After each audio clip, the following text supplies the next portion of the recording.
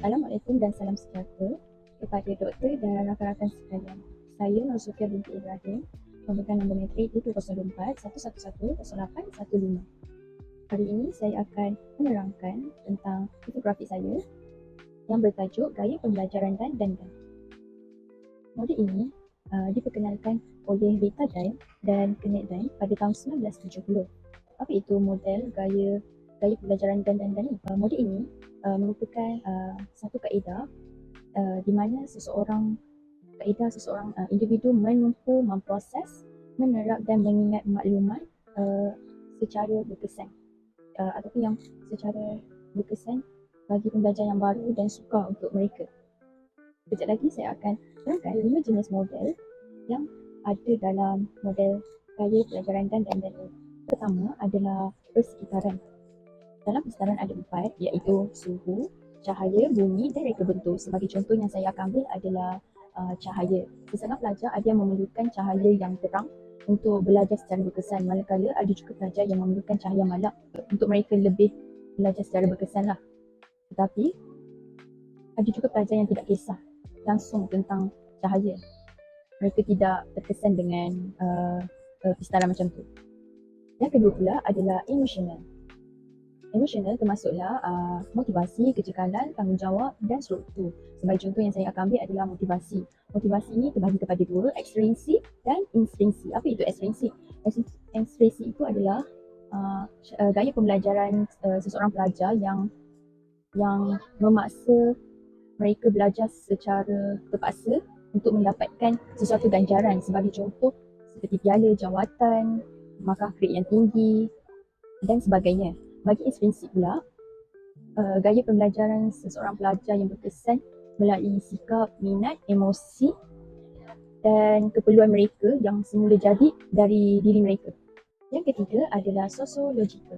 Apa yang saya faham tentang sosiologikal adalah cara pelajar berinteraksi dengan orang lain. Sebagai contoh, mereka akan berinteraksi dengan rakan sebaya, orang dewasa, berpasangan ataupun secara diri sendiri. Ada pelajar yang lebih suka belajar sendirian untuk tidak mahu diganggu oleh rakan-rakan mereka. Bagi mereka bising dan terganggu. Dan ada setengah pelajar juga yang lebih suka belajar secara berpasangan kerana mereka dapat bertukar pendapat antara satu sama lain.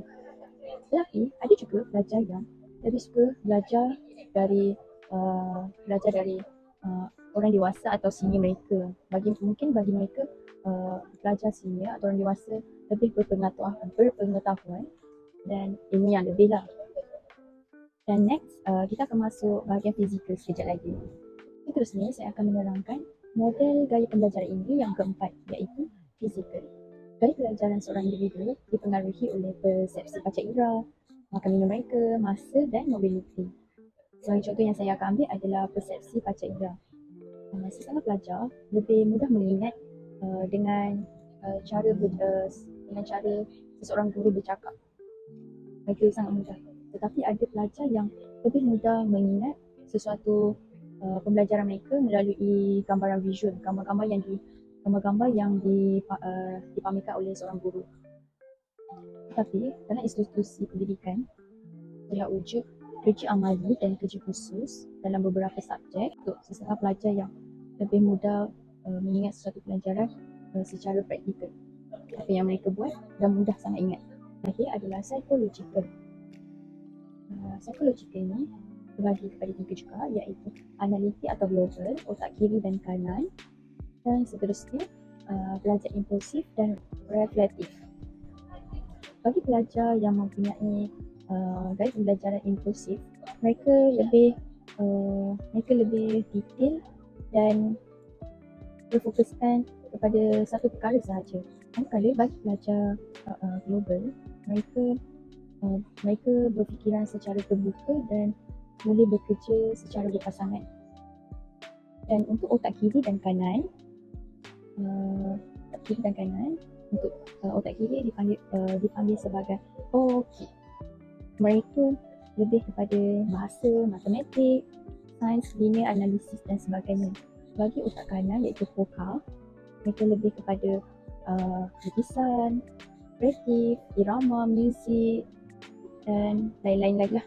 Dan yang terakhir adalah belajar impulsif dan reflektif. Bagi pelajar impulsif, mereka ni lebih cepat buat keputusan dan mengikut gerak hati mereka saja. Bagi pelajar yang reflektif ni, mereka lebih berhati-hati dan berhati, dan mereka akan membuat keputusan tu memikirkan jangka panjang yang mendalam supaya mereka tidak membuat kesalahan.